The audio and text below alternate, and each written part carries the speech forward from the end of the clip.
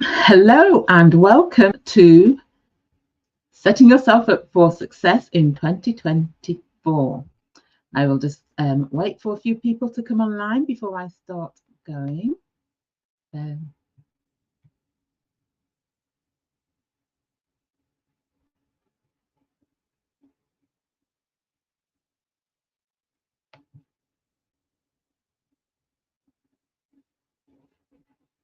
So as you join, just please share in the comments where you are joining from.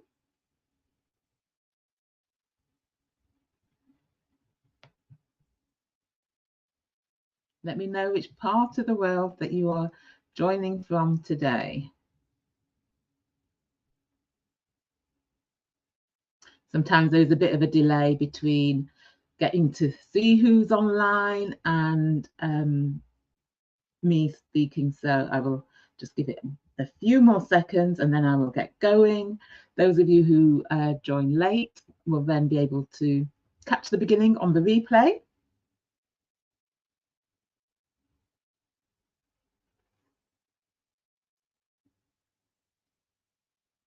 So welcome to Setting Yourself Up for Success in 2024. And as you join, do let me know where you are, which part of the world that you are joining from today. So to kick off with this session, and whilst we're waiting for the people to join, I'll just give you a little bit of the backdrop about why I'm doing this session today. And I see each year hundreds of people, loads of people who make New Year's resolutions or they set themselves goals, but they give up within a very short space of time and they don't achieve what they're wanting to achieve. And different reports state different figures about how many people achieve their goals or how many people achieve their New Year's resolutions. And one common quote, which is quoted from the Brain Research Institute in the US, is that only 8% of people achieve their New Year's resolutions. And that figure is shockingly low. Hello, Jackie. Hello, Sarah from Hertfordshire. Great to have you on here. And the YouGov here in the UK, they did a poll last year, towards the end of last year, and only 31% of those people who said that they made resolutions for 2023 said that they'd kept to them all. And there are some common themes that I see whilst I'm coaching as to why people don't achieve their goals. And I'll be touching on them, but the main focus is about showing how you can set yourself up for success in 2024. Now, we're fast approaching Blue Monday, which is said to be the third Monday of the year. So next, it will be the 15th of January. And Blue Monday is said to be the time of year when we're all cold, when we're broke from spending so much at Christmas and we're riddled with guilt that our New Year's resolutions to get fit, to change or create new habits aren't materializing. And they've fallen by the wayside. And whilst there's no scientific evidence to support Blue Monday, many people do start the new year full of enthusiasm about their New Year resolutions or their goals, only to get to mid-January or the end of January and they've given up pursuing them.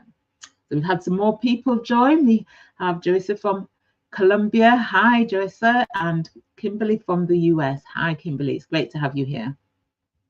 And in fact, in 2017, YouGov, which I mentioned earlier, tracked how good Britons were at keeping to their resolutions over the course of the year.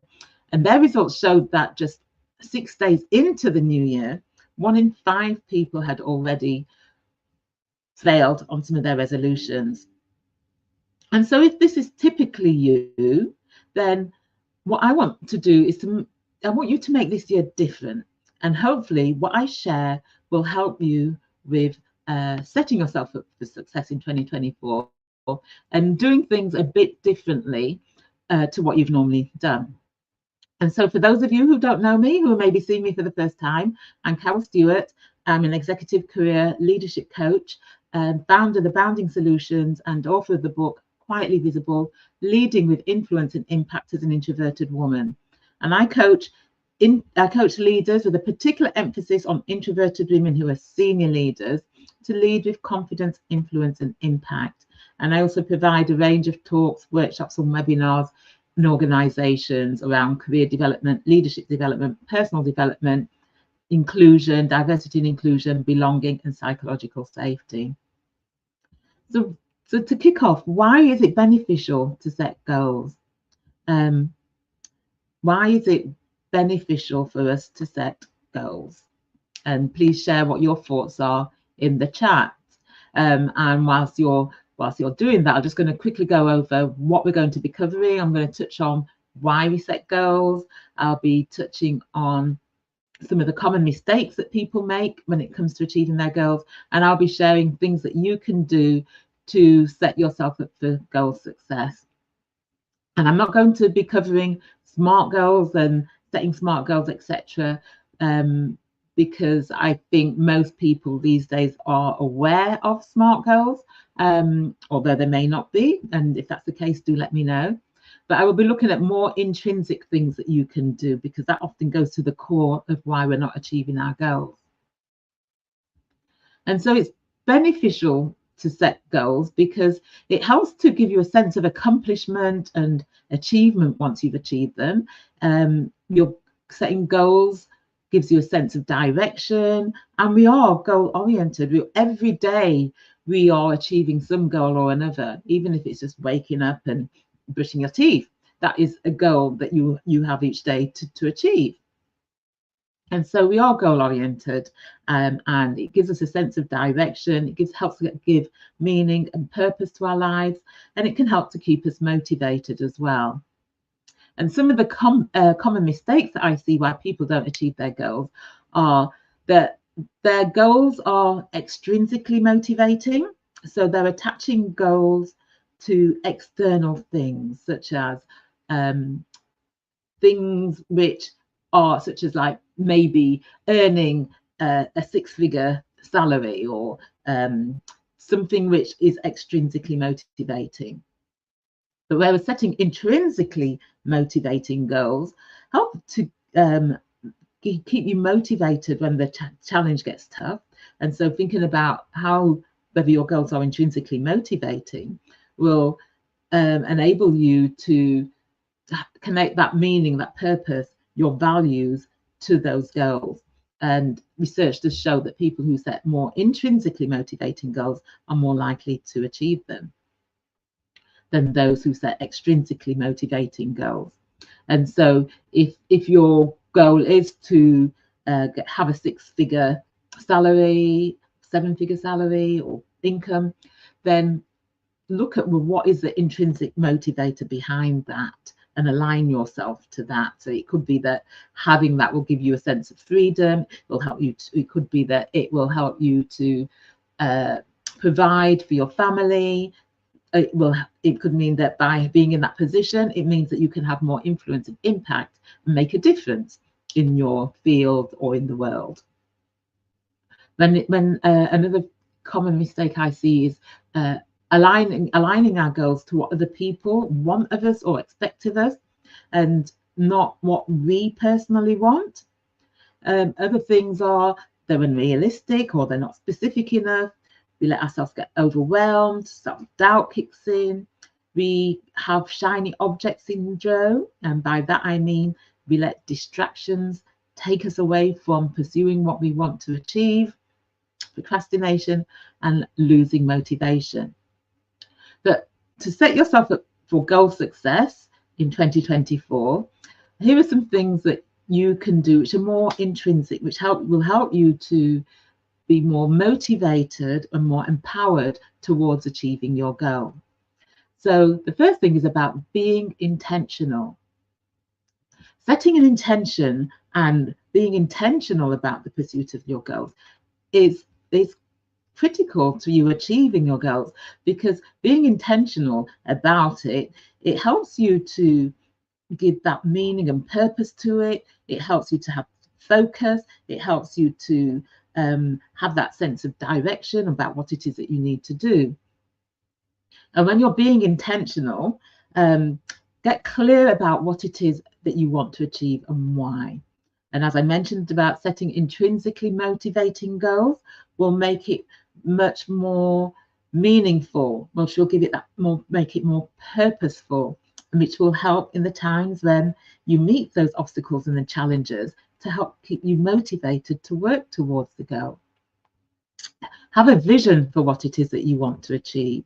And if you are someone who is a visual person, then maybe having a vision board, creating a vision board with images that represent what it is that you want to achieve, it can be quite empowering, and it can serve as a reminder of what you're working towards and what it is that you're trying to achieve. And be strategic about what it is that you need to do in order to make it happen, and strategically positioning yourself or doing what it is that is needed and thinking in a bigger picture way as well can help with that, being intentional about it. And take focused, consistent action. And focused, consistent action gets results, but we have to be intentional about it. Now, I'll give you an example of me being intentional in something that I've achieved. And I'm going to attempt to share my screen to show you something and talk to you a little bit about me being intentional. So bear with me whilst I share my screen and show you a photo.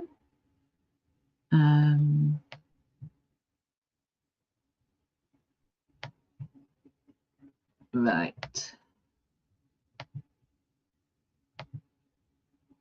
Right, can everybody see this image? And just type if yes, if you can. So the image on the left was me in 2021.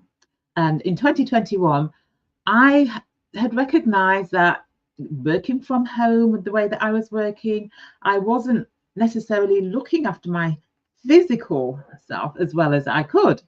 And so I made an intention in 2021 that I was going to make my health a priority. And there were a couple of reasons for this that helped to empower me and helped me to make the changes that I needed to make.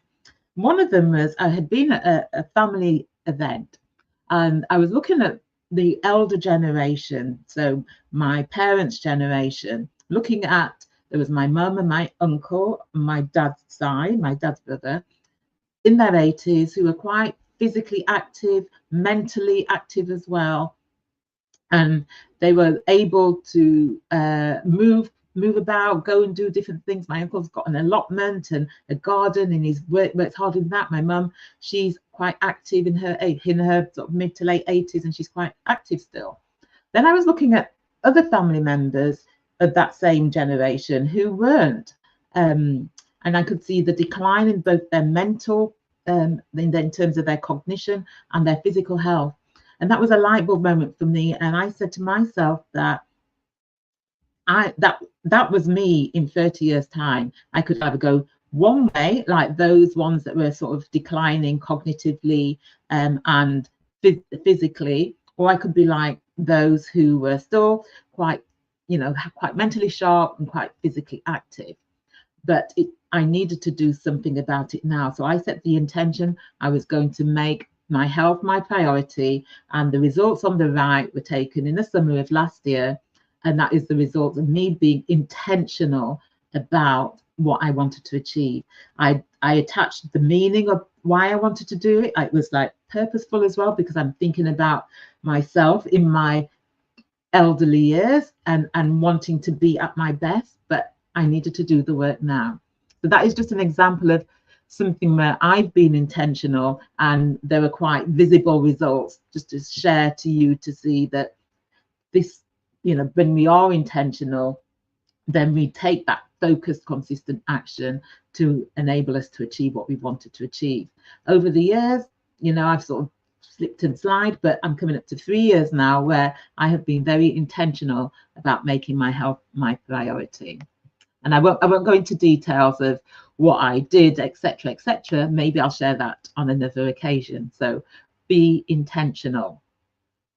And the other thing which I see is often a very big barrier to people not achieving their goals, and that's believing in yourself, believing that you can achieve it, believing that you will achieve it. And so when it comes to your goals and you look back over the past where you've not achieved your goals or you've not had this kind of success that you want, and when I talk about success, success is very subjective, and what success means to me may be something entirely different to you. So how many times has a lack of belief previously got in your way? And how much do you believe in yourself and your ability to achieve your goal?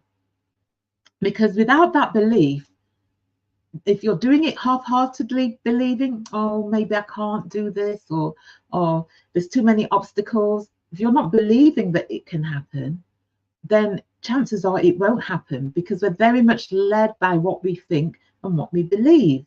And so if you're doubting yourself, you're doubting that it can happen, if you're looking at the times where you've not been successful, or the times where you've given up or things have got in the way, that is going to become your focus. That is not going to be motivating or encouraging for you, but developing that belief in yourself will help you to achieve your goals, because that is a major part of getting to where we get to. I'm quite fascinated with the way we think and how we act and behave, and how much that influences what we get in life and what we achieve in life. And I remember some years ago I was doing a talk, and one of the other speakers was this guy that had come to the UK as an immigrant. He'd grown up in a rural village in India from a very poor background, didn't have running water or electricity, but yet he'd made his way to the UK, and he was achieving great success in what he was doing. He'd opened a business, and he'd got people that had wanted to invest in his business. He was able to support his village back home in India by putting in running electricity, providing water sources to the village, getting a representative from the village into Parliament. So he'd invested a lot back in his village where he'd come from. And the thing which I recognized in him, that even though he left home at a very young age, when he was about 12 or 13, because his dad was an alcoholic and he would beat his mum, and he ran away from home and was sleeping on the streets for a while, but he had that belief in himself and that he could achieve something better. And that was the thing that empowered him, that encouraged him to go on and eventually work his way so that he could come to the UK and do what he'd done. And he was such an amazing character, and his story was really, really empowering and inspiring. So believing in yourself and examining your thoughts, because we have so many thoughts in a day, we have thousands of thoughts in a day, and quite often we can talk ourselves out of things by the thoughts that we have in our mind. How much are your thoughts determining whether or not you believe in yourself and what it is that you need to do? And next month I will be doing a LinkedIn Live on mastering your mindset that can help you to strengthen your self-belief. And the next thing I want to talk about is about managing your energy and how you can be at your optimal. Because when we are at our optimal, we're more likely to do those things that are needed to achieve our goals. But it's when we're maybe feeling a bit drained or tired. Oftentimes it's when we're tired that the negative self-talk comes in, and we tell ourselves, oh, we're not good enough, or we can't do it, or we see obstacles and we magnify the obstacles. So managing your energy or your strength, and if you think of yourself as being made up of your mental energy or strength, the physical, the emotional, and the spiritual, And it's important that you keep yourself topped up in all of those 4 areas in order for you to be at your optimal. Because if you are worrying about things, or you're sort of focusing on a lot of negativity, your mental energy is going to be low, and that is going to affect how you feel and how you act and behave. Likewise, with your physical energy or your physical strength, not getting sufficient sleep, not getting sufficient exercise, or eating healthy, all that can have a negative impact on how you think and how you feel and how you act and behave as well. So making sure that you get sufficient rest, practicing self-care, exercising, moving, eating things which are good for your body and which will help your body to be at its best as well. And then there's the emotional energy, and that's about how you manage stress, how you respond to stress, and how you act when you are in those stressful situations. Because how you respond to a stressful situation, how you respond to when you are emotionally drained or emotionally charged, will determine the outcome that you get. So think about how you can keep yourself, or you can manage yourself so that you are managing your emotional energy. The next thing is your spiritual energy or your spiritual strength, and it's about making sure as well that you are exercising your faith. If you're a person of faith, that you are living out your faith. If you're not a person who has a particular faith or religious belief, then making sure that you're doing those things that enable you to experience joy, that enable you to be creative, or going out for walks in nature, getting in touch with nature, that sort of thing that can help to keep you up spiritually. And when you're at your optimal in all those 4 areas, you will be at your best. You will be more confident, you'll be more motivated, and that is where you are more likely to take the action that is needed. If you're depleted in one of those areas, that will have an impact on how you act and behave. And the final thing that I want to talk about is about creating new habits, because it's by creating new habits that you will see that you take the action, that you do get the results that you want as well. And so there's a myth about it takes 30 days to create a new habit, or 90 days to create a new habit.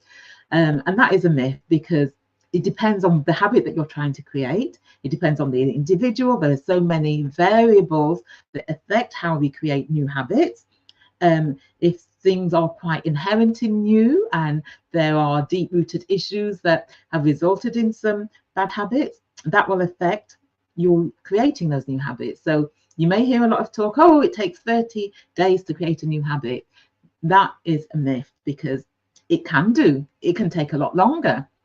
If it only took 30 days to create a new habit, why is it that every year that we're seeing people not creating these habits, or starting out with these new habits, and then they're not necessarily pursuing them through, or they're failing at what they've said that they want to achieve? So it's about what is meaningful to you in terms of creating a new habit, and how long is it going to take you. It's about taking that focused, consistent action, being intentional about it, that will help you to create those new habits. And things that can help you with creating new habits is accountability. Getting accountability, it could be by way of working with a coach, so someone who can help you to challenge your thinking, your beliefs about yourself, and to get clear about what you want to achieve and what it is that you need to do, and help you to overcome the challenges and obstacles that get in the way.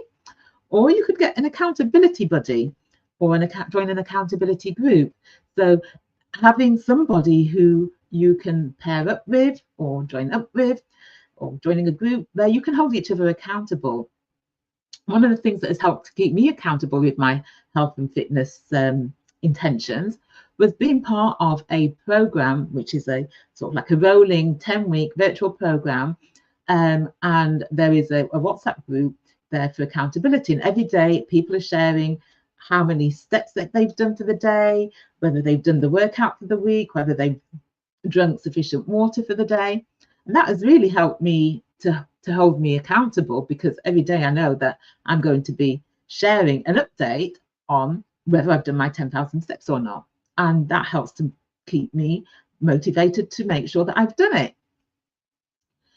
Another thing that could help you is now we have so many different apps that can help you to track your goals, and that can give you notifications about whether you've done it, whether you've achieved it. You can even get apps where you can plot out your goals and see visually a representation of whether you are achieving them or not. So if you're somebody who likes that sort of thing, go to your app store, whether it's the Play Store, Google Play Store, whether it's the Apple Store, and just do a search for goal tracker apps, and then read the reviews, because some of them are good, some of them are better than others.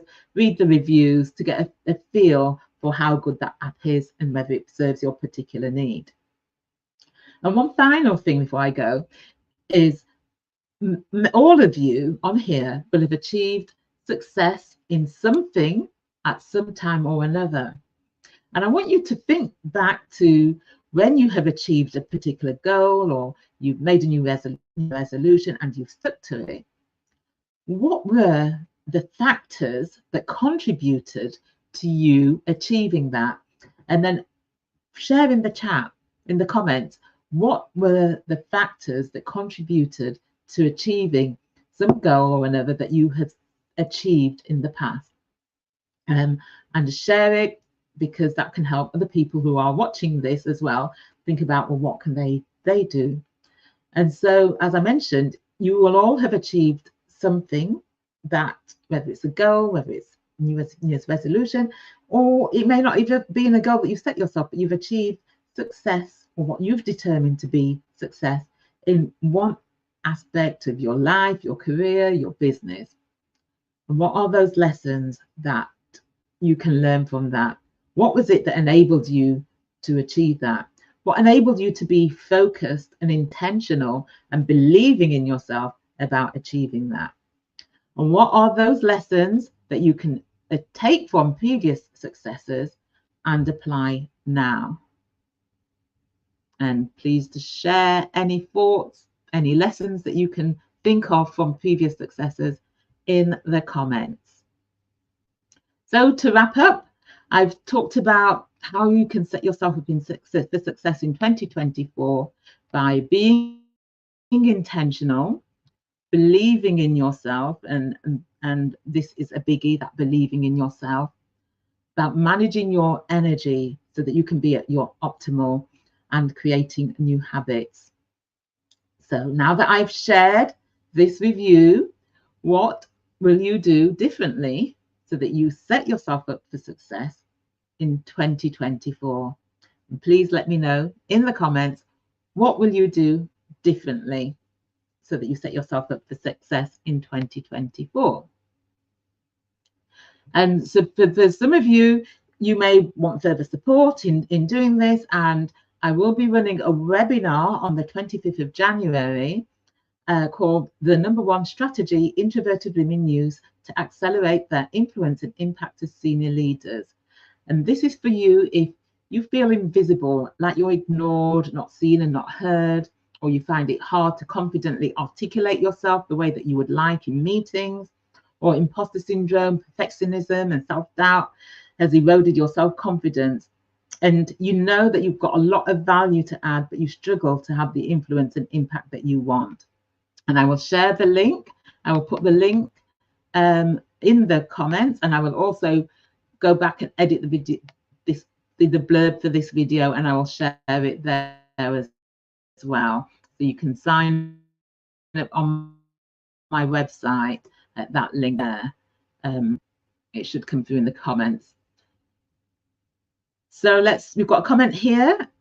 I have to get my goals out of my head and onto paper. Yes, and I would encourage you all to get your goals out of your head and onto paper, because people who write down their goals are more likely to achieve them than those that don't, because when it's in your head, it's it can just stay there. But putting it down onto paper, there's something about that act of just writing it down. And I would encourage you to go one step further, Jackie, and I would say share your goals with somebody, someone who you trust, someone who can hold you accountable, and share it with them. And again, that getting them out into the open is, you're more likely to work towards achieving them than if you don't. So anybody else, what will you do differently going forward? Do share in the comments. And if you're going to be watching this on the replay, do let me know in the comments, because I do come back and read the comments, what you will do differently going forward. So thank you everyone for joining. And if you've got any questions, I'm happy to answer any questions that you may have. I'll stay on. I know it's 1:30 now, but I'll stay on for a couple of minutes and answer any questions that anyone may have.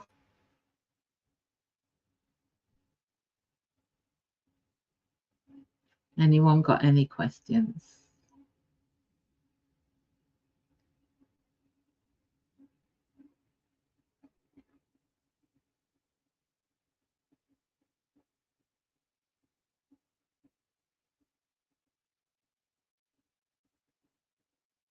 Right, it doesn't look like anyone's got any questions, but if it's if there's a delay between your questions coming through and me actually seeing them, I will come back and go through the comments and answer if they've come through after I've gone off. So I wish you every success as you work towards your goals in 2024, and do keep me updated as to your progress and how you get on. And thank you for attending, and I wish you all the best. Bye.